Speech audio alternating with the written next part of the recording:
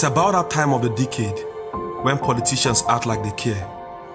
It's about that once in 4 years when politicians start coming near, making funny gestures like eating corn and other food on the streets, hawking, attending our events and religious places of worship, plaiting hair and generally identifying with the poverty and ghetto life of the trenches.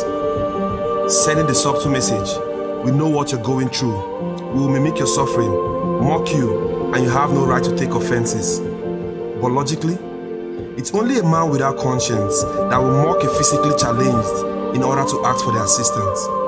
I mean, that is the first step in identifying a politician that lacks common sense. But I think it's all part of their big plan of keeping the people poor, making us clamor for their help and presence, then showing up when they need us. Oh, my bad, sorry, our votes. Because politicians do not see people but votes. All they care about is their numbers and will do anything to keep it afloat, getting really entertained while making us the joke, dividing us by race, gender, tribe, religion. When it's time for election, they make policies that affect us collectively, punishing us as a people, regardless of how we have been divided. And don't forget the ripple effect this have on the next generation. Most bad politicians encourage party polarization, pushing the ideology of political identity and party affiliation over the content of the character of an aspirant. Study shows that the more we are party polarized, the more we give excuses for corruption on the rise. We become biased to the point we can't criticize leaders' failure in improving our education system, economy, health, unity, health, and infrastructure. We let ourselves believe it will be worst if it's the other party's guy. We fail to understand that the greatest impact of our power is not felt in riot or strike, but when politicians come near, and that is election time. So we must come as a people and shun bias and look into the heart and track record of these guys and not their normal empty promises they lure us with by speaking rainbows and sunshine accompanied with bribe. Isn't it obvious that one bribe only when they are not qualified? My brother, we've suffered so much in the past 8 years and we don't have all the luxury and time to choose our next leader on the basis of tribe, religion or party we are members of or not get invited for their meetings. My brothers and sisters, have we forgotten so soon? In 2020, politicians were hiding COVID palliatives. We tried to speak up as youth, but got shot at the Lekki toll gate. And isn't it appalling that a Nigerian can still be bought to support these same politicians, getting paid with the currency that can't buy today what it bought yesterday because of hyperinflation?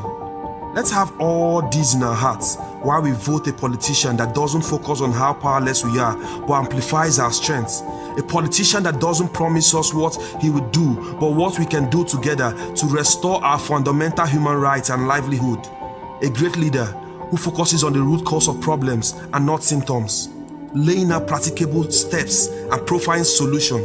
But the irony is, in 2022, we still have a politician promising to bribe our children with something as trivial as 1 egg per day, when what we need is an economy for us to work and feed our children ourselves, and not food being a campaign promise.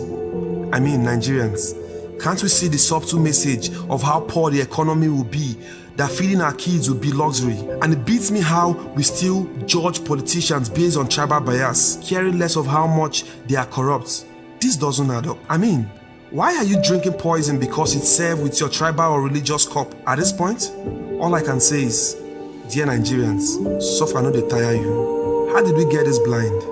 A politician promising to give office to a tribe when it's done, like with some prostitute he referred to a friend when he's done banging. I don't know about you, but I'm tired of being a pawn, even worse than black, being treated like a slave, even in my father's land.